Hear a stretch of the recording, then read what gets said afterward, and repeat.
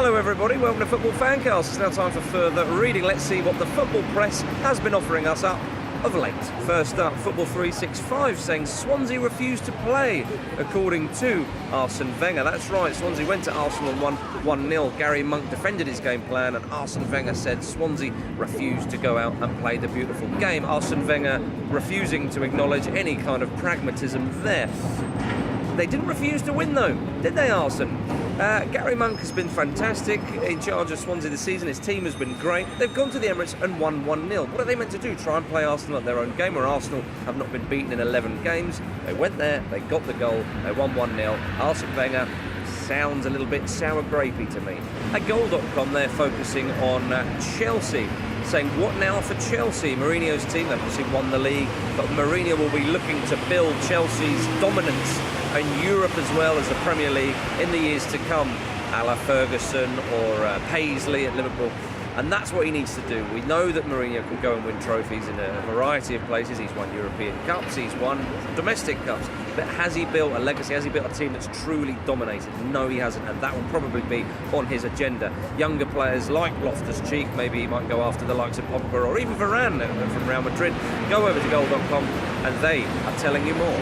Also at Goal.com, they're talking about Louis van Gaal and saying he needs to be more like the aforementioned Jose Mourinho if his side are going to be among football's elite once again.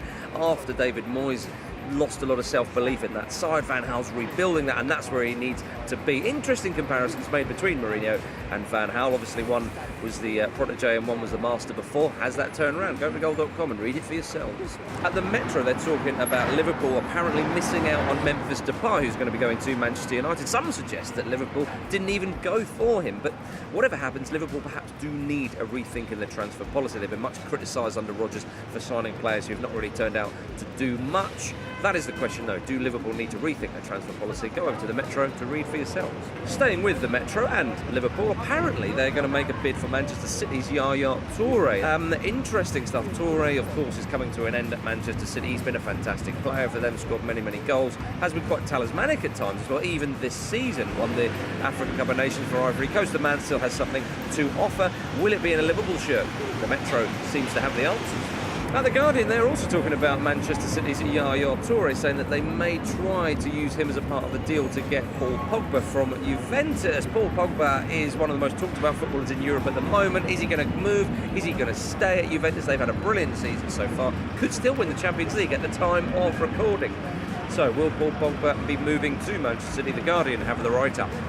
At the Daily Mail, they're talking about Memphis Depay, recently signed for Manchester United. Of course, Wayne Rooney is also there, and they're saying the two of them could strike up the perfect partnership.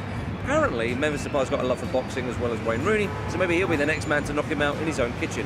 Also at the Daily Mail, they are talking about 10 years after the Glazers arrived at Manchester United, foreign investors have collectively doubled the value of 24 English clubs. Interesting stuff. I know what you're thinking. The Daily Mail are talking about foreigners. It's okay. This actually is quite an interesting article.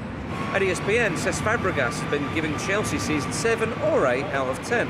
It's not too shabby for a man who's won the League Cup and the League. A little domestic double there going on. Only 7 or 8 out of 10. That's because of the Champions League performances. Find out more about what Cesc Fabregas say over at ESPN.